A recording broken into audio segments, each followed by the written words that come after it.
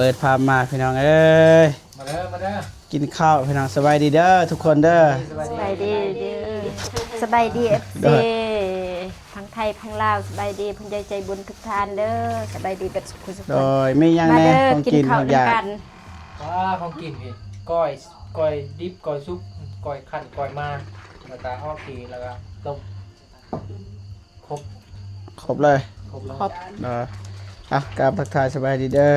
ผมพี่น้องเบิดสุขุสุขคนเนาะไล่สาระหน่อยนึงพี่น้องเอ้ย มากินข้าวกันเด้อ ไปหาน้องเดือนอยู่สวนแหละแต่บ่เห็นพี่น้องเอ้ยมา ครับ กินข้าวกินข้าวน้ำกันพี่น้องเอ้ยอะไรกิน กินอยู่แล้วกินที่มือของเรา บัดหะกินเลยดิทั้งทีว่าเข้าอ้าย กินล้างมือก่อน จะหักแปะ ลองไปเกิดประเด็นอะไรของหมู มาเด้อมาไม่ทำมาเด้อพี่น้องเด้อเบิดสุขุสุขคนกินข้าวสามัคคีมื้ออื่นนี่เบาจันว่าสิไปซอยน้องเดิมโอ้โหว่าตอนหิวข้าวบ่จักจังว่าแบบนั้นบัดอิ่มแล้วก็ต่างว่าต่างนะกล้องบ่แจ้งบันไดเด้อขอโทษขออภัยหลายพี่น้อง กิน สวัสดีเด้อพี่น้องเด้อใส่ของเฮามียังฮะฮะ ไอ้ไหน คุณอ๋อบ่แม่นแอคคอยนะแอคคอย เม็ดก็บัดแหลก พวกเขาเปียกเลยเนาะ บอกว่าตัวนั้นเด้ไม่ยัง ซุป สุกตัวนี้ของคอยปะ นะตัวนี้ขั้นมากดูแมนมาแล้วหอมมา3 นาทีขั้น30 นาทีนี่เขา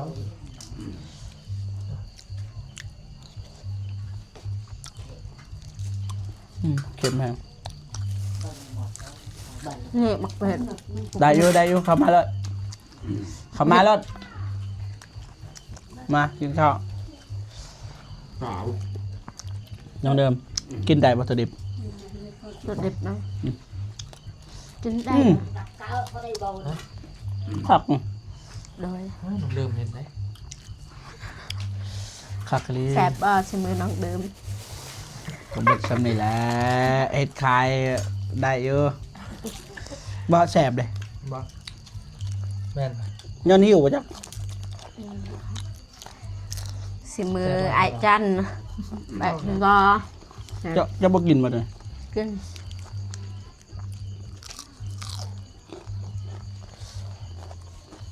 กินได้ต้องมาหยับไก่มาเดี๋ยวกินโต้งก็เลยนะ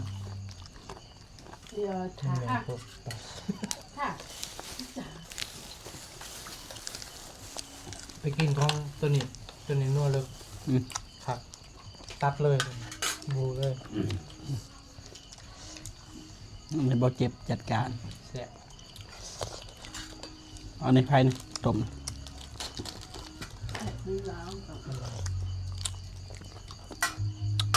แซ่บลายมื้อนี้พี่น้อง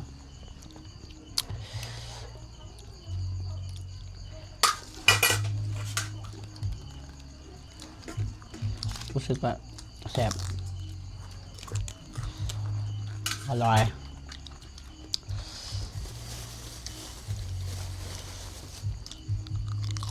ก็คือเลือกกินได้หลายเมนูเนาะ มา4 เมนู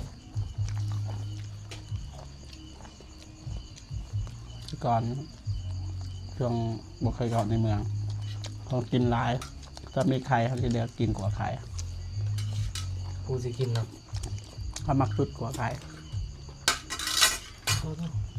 อาหารเด็ด หนาเฮาจนหมดเลยวงหมดเลยเด้แล้วก็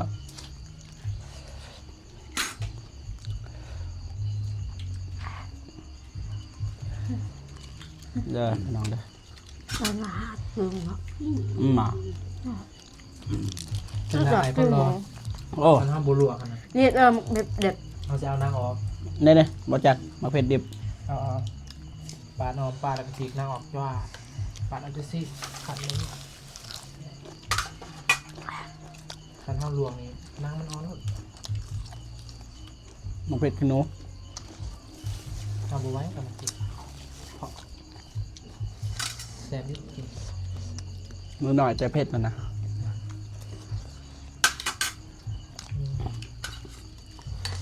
กินตัวนี้เนี่ยคำเดียวเลยนี่เด้อการจีก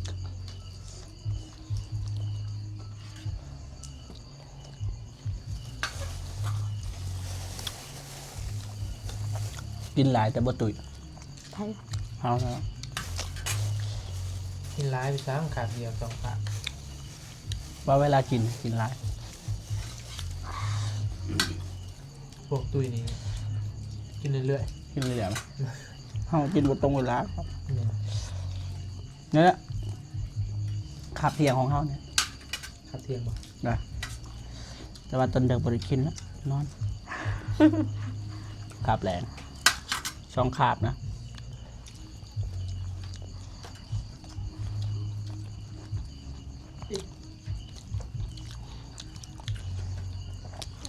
เบื้องตัวนะ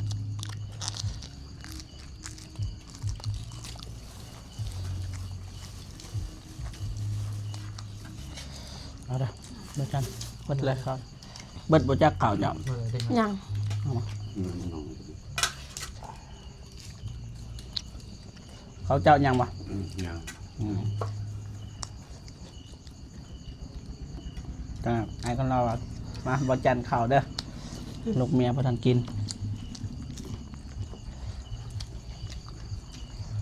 ให้น้องสิมเขาบอกกิน หา หึ หาลูก บกเกี่ยวที่บอกลูกก็ให้มันลูกมานั่งกินข้าวเป็นอย่างดอก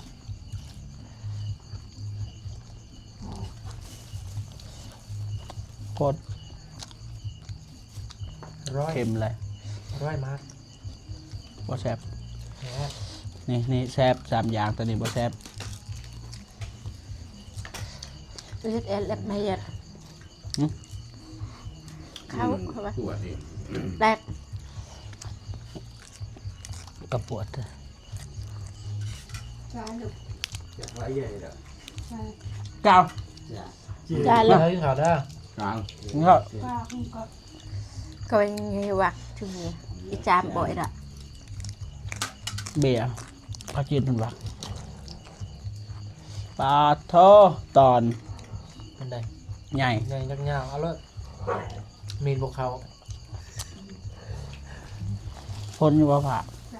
คอน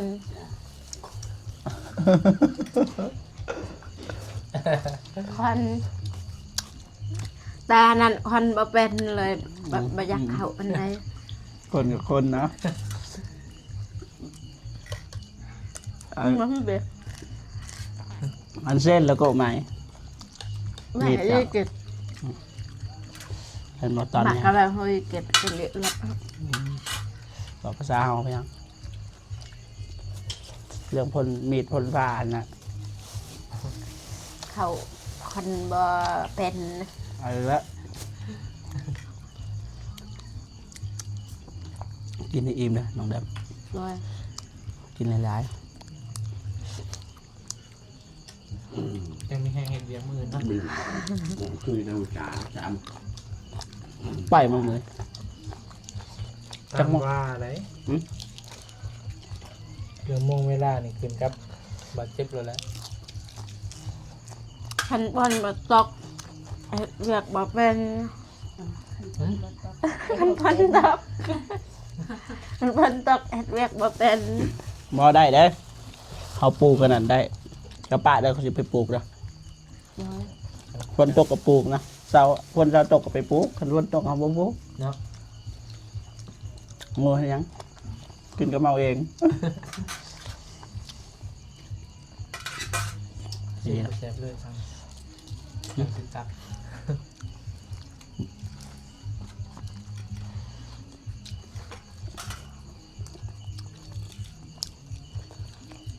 แห้งเกินมั้งใส่ลำปลาหลาย ยังปลายังหมดเนาะ แซ่บนะช่วงนี้กินข้าวบ่แซ่บนะ อันนี้น้ำคั้นได้เนี่ย หึ เคยบอกคั้นเอาน้ำตัวนี้มาใส่นี้ บ่ได้แล้วแบบนั้น งั้นบอกมันสมน้ำมังนาวแล้วไง đúng không ปกติมันผสมนะ với lắm lời ยังบาดกล้าว มองเดิมไม่เห็นมองเห็นแล้วพวกแม่พวกนี้เห็น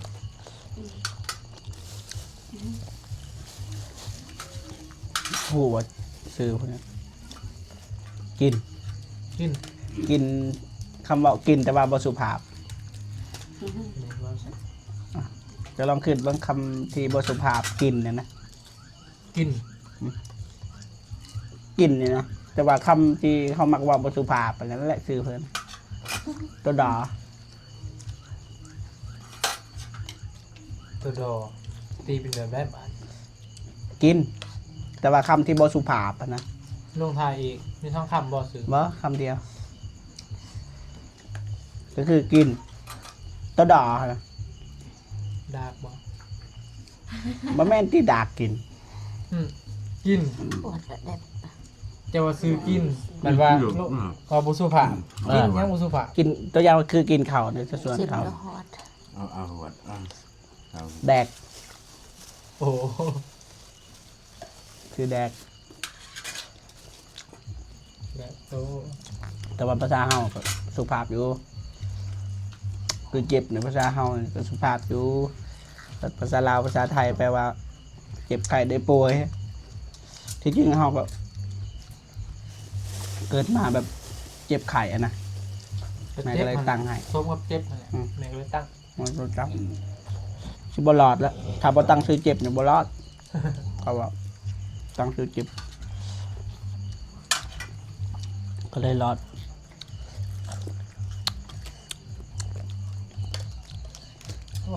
คลายขาดลีเนาะเดี๋ยวหมดเลย ชิมือ แค่ดึกแซ่ โอ้ลืมอ่ะลืมใส่กับลูกโดด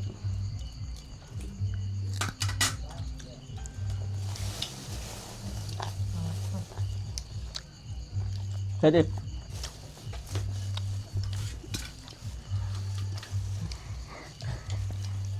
มืออื่น ยังมีบ่ยังมีบ่ให้น้องเดิมเห็น มีมือนี่อดจำแจ้วอ่ะ เจ็บแก้วแล้วมึง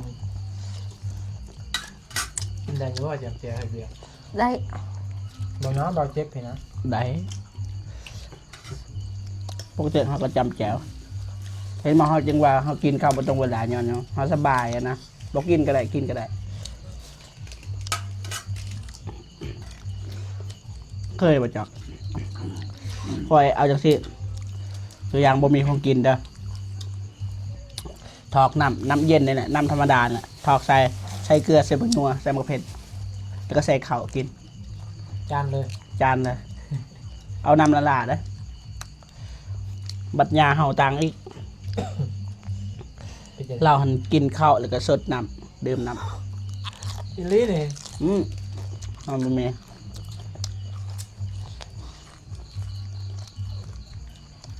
เฮาจำแจวตำแจวกินแจวเท่านั้นบ่มีจริง เฮาตำแจวแล้ว กันงานตัว ทอกน้ำใส่แล้วก็นั่นแหละคือปรุงแล้ว เราเคยอยู่เฮ็ดแจวแล้วก็มีน้ำจ้างข้าวเจ้าใส่กินมีกัน ข้าวเหนียวนี่แหละ ตอนแรกข้าวบัวจ้างคันนี้ข้าวเจ้าข้าวจ้าง เอาน้ำทอกใส่อย่างทำนี่เนาะเอาเกลือเอาไปหนัวเอามะเผ็ดใส่แล้วเอาข้าวใส่ซ้ำแบบเลี้ยงม้านะกินแบบนั้น ในคณะนั้นคันมีน้ำแบบนี้คือแซ่บดีเนาะ โอ้ไปในฮอเขาในเมืองมาเนี่ยเขาถือเข่าซองเฮียนชนเผ่าได้ ถือเข่าไป ถือเข่าตัวเอง ก็คือเสียบซีน5,000แล้วบาท2,000เขาแถมแจวให้ตัวนั่นแหละที่เขาอยากได้ผมสามารถซื้อแพงเขาซื้อ2,000 2ใหม่ ได้เล่นนำมาเนี่ยจำนำจนอิ่มเอ้าคิดว่าเบิดละ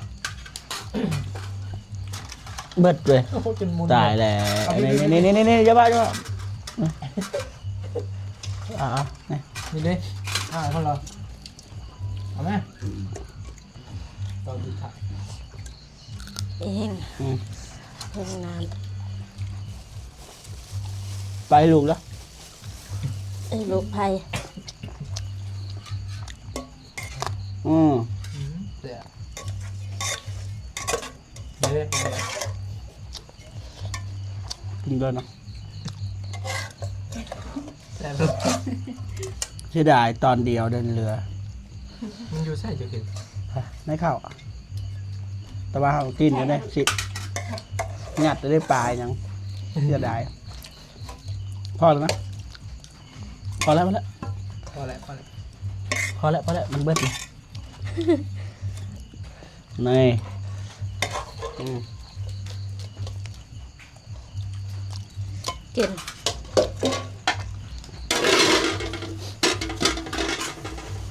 ป้อเขา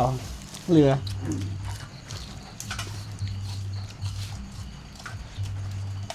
มาเด้อพี่น้อง พ นะ อแล้วเด้อ มันเป็นพ่อดอกเบิด นี่น้ำกินไม่แรงไหม มีอยู่ในรถ เดี๋ยวว่านั้นน้ำไอ้จันนี้น้ำกันในกันตองแต่เกือบถึก ครับผม ใส่หน้าไอ้เจ็บ เดี๋ยวบอกไปยังน้ำเมาก็มีบอจัน เดิน ในรถ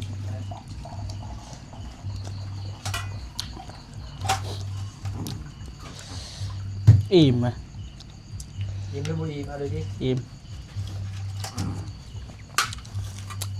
เขาเบิดเป็นทงโลหนึ่งบอิ่มพี่บอลอาเดนนัด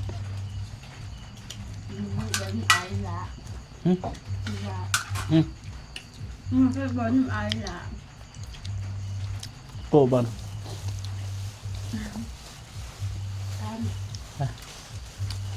ในการของไม่เอ่ยอีละ จ้า อีละอุบล พวกไอ้ลาเตอร์ที่ก้นเดลเตอร์กูกันเดลตายแล้วไงไปเจ๊ไปดังไปดังฮะ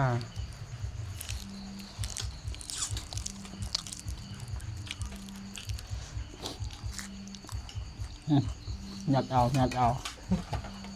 หยัดเป็นหยัด แค่ลูกเด็ก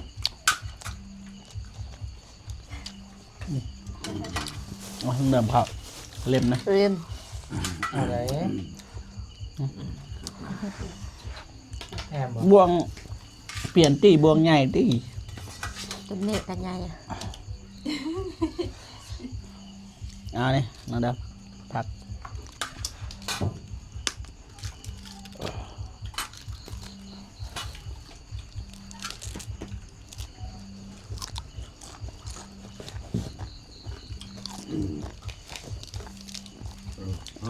อิ่มคักมือนี้ จะทิ้งมือปะ เบิกขึ้นหนัง เอาพอมือเด้อเอาพอล้างถ้วยช่วยน้องเดิมกันล้างเสือล้างบวง ขมันยัง บอกจันยินปะ ได้เป็นไง ล้างเองบรร เขา ลั บัก ย หยอกแต่ก่อนเขา 1 2 3 เขาในเมืองเขาว่าจะหน่อยล้างมือเด้อบัดสิฮอดอันนั้นเด้สิฮอดท่าแตงฮอดทางหลวงเลยทางบ้านเฮาทางขี้ลายแต่สิฮอดทางหลวงแล้วก็จอดอยู่หันแล้วก็ล้างมือสวยหน้าสวยตาเขาว่าสวยหน้าสวยตาเลยจะหน่อยมีพี่น้องเลี้ยงเขาก็ไปนั่งแม่เลยหลีเจ้าจะกินอิหยังละเจ้าสั่งเดี๋ยวเขาก็บอกว่ากินเฟอก็ได้หมูก็ไปตั้งแล้วเฟอเอ้าพี่น้องบ่นี่ก็ว่าให้ฟรีบ่ฮู้เลย กินข้าวหา มัวมาให้เขาบอกกินจะหน่อยพี่น้องเอาให้อยู่ดอกจะกินหยังจะบอกเขาตัว ข้าวยอเขาเนาะ ตัว แล้ว ตัวเฮาพี่น้องเอ้ยสำเร็จเรียบร้อยพี่น้องกินข้าวกินน้ำก็ได้ รบกวนนังเดิม บ่ กินเอาเด้อตั้งกล้องไว้ได้ กินหลายคนม่วนบ่ กินคนเดียวบ่ม่วน บ่ม่วนแต่เรือ อ๋ออ๋อ เฮ้ยเจ๊เจ๊ แช่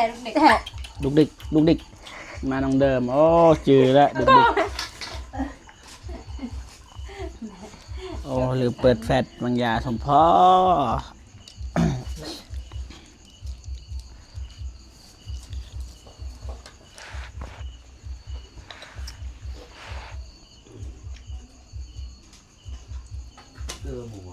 ใช่ โอ้โห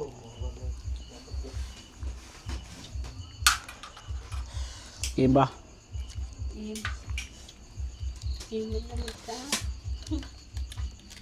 แต่ประเจงเลยหนึ่ง กินเบิดนะ หนึ่งเลย เกียงตับพี่น้องเอ้ยอิ่มบ่อิ่มบ่เบิ่งเอา4ถ้วยเบิด4โพดโพเลยพอจันก็บ่เจ็บนะ รบกวนน้องเดิมนะ โอ้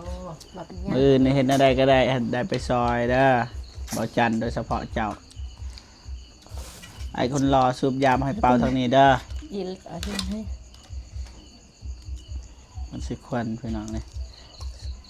สูบยาพี่น้องพูดโอ้บ่ได้ดอก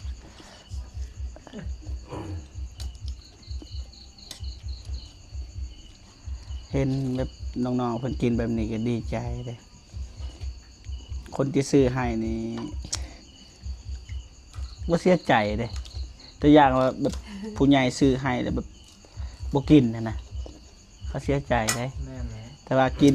นี่รีรอคือเห็นนะนี่ ดีใจคนที่ซื้อก็ดีใจ จังมือเลยบ่ได้กินปลาเลย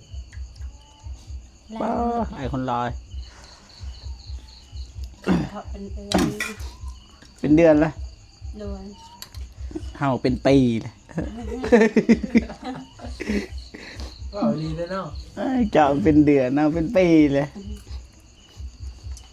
แต่ก่อนกินตลอดบ่ บ่บางมื้อบ างมื้อกิน